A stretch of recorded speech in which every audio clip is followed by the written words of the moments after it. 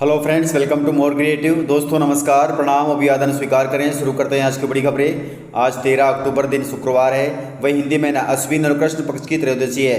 तो चलिए शुरू करते हैं आज की बड़ी खबरें। यदि आपको खबरें पसंद आए तो वीडियो को लाइक जरूर करिएगा और आप हमें प्रदेश के किस जिले से देख रहे हैं कमेंट बॉक्स में जरूर बताइएगा। दोस्तों, मध्य प्रदेश के स्कूली विद्यार्थियों के लिए कांग्रेस की राष्ट्रीय महासचिव प्रियंका गांधी जी ने बड़ी घोषणा की है। दोस्तों, प्रियंका गांधी मंडला जिले के दौरे पर थी।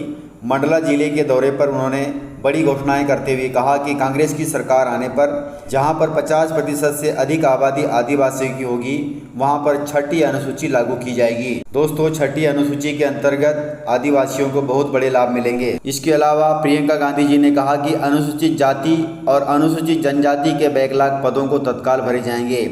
इसी के साथ उन्होंने कांग्रेस द्वारा पढ़ो और पढ़ाओ योजना भी लागू करने को कहा है। वहीं उन्होंने कहा कि पहली से लेकर के 12वीं तक कक्षा की स्कूली शिक्षा निःशुल्क दी जाएगी।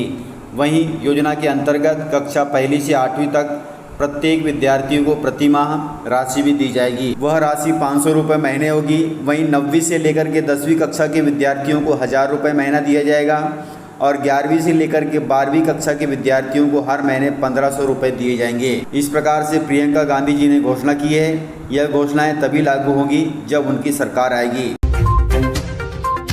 दोस्तों, किसानों के लिए बड़ी खबर है। प्रदेश के 30 लाख किसानों को अभी तक नहीं मिला है फसल बीमा का क्लेम। दोस्तों, आपको बता दें कि सीएम शिवराज सिंह चौहान ने 5 अक्टूबर को सतना जिले में आयोजित किसान सम्मेलन में प्रदेश के किसानों के खाते में प्रधानमंत्री फसल बीमा योजना के 30 लाख किसान आवेदनों की दावा राशि जो 1058 करोड़ रुपए थी, किसानों को अभी तक नहीं मिली है। सीएम शिवराज सिंह चौहान ने 72 लाख से अधिक किसानों को मुख्यमंत्री सम्मान निधि भी दी है।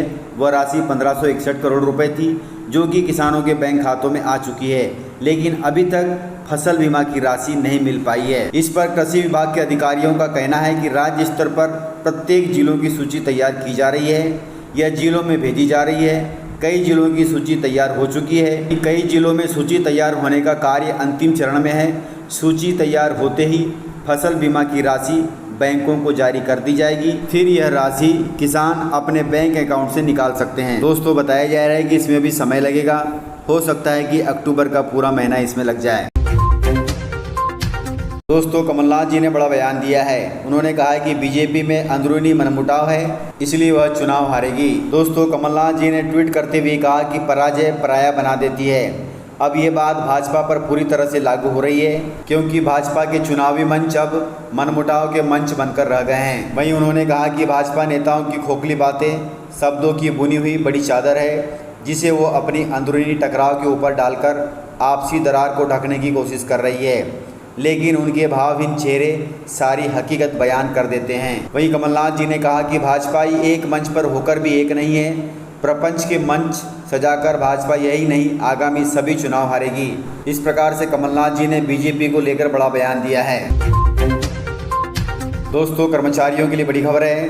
प्रदेश के 3 लाख से अधिक कर्मचारियों को मिलेगा आयुष्मान योजना का लाभ। मध्य प्रदेश के संविदा कर्मचारियों सहित आंगनवाड़ी कार्यकर्ता, आशा कार्यकर्ताओं के लिए अच्छी खबर है। अब राज्य सरकार द्वारा उन्हें बड़ी राहत दी गई है। दरअसल अब आयुष्मान योजना का लाभ इन कर्मचारियों को भी मिलेगा।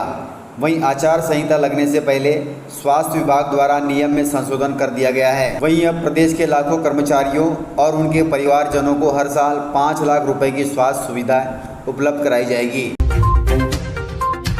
दोस्तों, उज्जैन जिले से खबर है। उज्जैन जिले में क्षिप्रा नदी के रामघाट पर 5000 गायों का मोक्ष प्रदान करने के लिए किया गया है श्राद्ध तर्पण। दोस्तों, इन दिनों श्राद्ध पक्ष चल रहा है।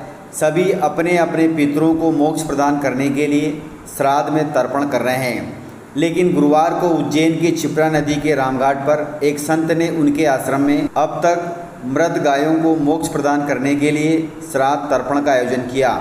इसमें बटुकों ने मंत्रोच्चार किया और खुद संत ने 5000 गायों का श्राद्ध कर तर्पण किया, जो कि बहुत अच्छी बात है।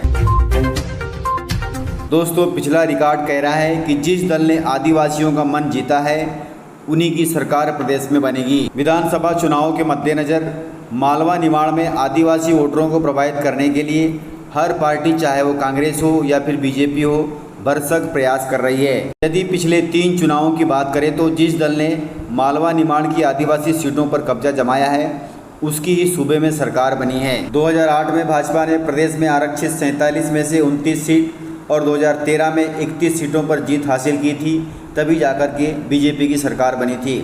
वहीं 2018 में भाजपा को इनमें से 16 स्थानों पर ही संतोष करना पड़ा था, इसलिए वहां पर कांग्रेस ने बाजी मार ली। पिछले रिकॉर्ड को देखा जाए तो आदिवासी जिस दल को चुनेंगे उसी की सूबे में सरकार बन सकती है। दोस्तों, विधानसभा चुनाव में ड्यूटी से बचने के लिए बीमारी का बहाना कर रहे हैं कर्मचारी, लेकिन कर्मचारियों का नहीं चलेगा बहाना। दोस्तों, विधानसभा चुनाव में ड्यूटी से नाम कटवाने के लिए कई अधिकारी तथा कर्मचारी परेशान हैं। वे इसके लिए तरह तरह के जतन भी कर रहे हैं। कोई बीमारी का बहाना बना रहा है तो कोई शादी का बहाना बना रहा है। यदि आप भी शासकीय कर्मचारी हैं और आपकी ड्यूटी चुनाव में लगाई गई है, लेकिन आप बीमारी का बहाना बनाकर इससे बचने का प्रयास कर रहे हैं, तो सतर्क हो जाइएगा, क्योंकि चुनाव आयोग ऐसे कर्मचारियों तथा अधिकारियों के बीमारी की जांच डॉक्टर से करवाएगा।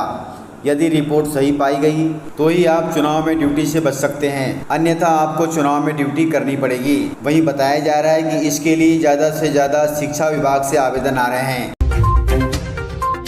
दोस्तों, विधानसभा चुनाव में बीजेपी के द्वारा जो भी उम्मीदवार घोषित किए गए हैं उसमें नरेंद्र सिंह तोमर से ज़्यादा सिंधिया समर्थकों को मिली है टिकट। दोस्तों, ग्वालियर चंबल अंचल का विधानसभा चुनाव भाजपा के लिए सबसे अहम माना जा रहा है। संगठन के सामने सबसे बड़ी चुनौती केंद्रीय मंत्री नरेंद्र सिंह तोमर व ज्योतिरादित्य सिंधिया के बीच सामंजस्य बैठाकर यहाँ की सीटों पर उम्मीदवार घोषित कराने की है, क्योंकि ये दोनों ही नेता ग्वालियर अंचल से बिलोंग करते हैं। वहीं आपको बता दें कि भारतीय जनता पार्टी ने प्रदेश में 60% से ज़्यादा टिकट घोषित कर दिया है।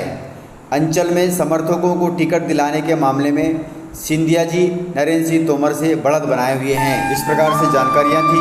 दोस्तों, अभी तक आपने चैनल को सब्सक्राइब नहीं किया है तो इसी प्रकार की खबरों के लिए चैनल को सब्सक्राइब कर बेल आइकन पर क्लिक कर दें, ताकि अगला वीडियो आपको शीघ्रता से मिले। तो मिलते हैं सर अगले वीडियो में, तब तक के लिए जय हिंद, वंदे मातरम, टेक केयर।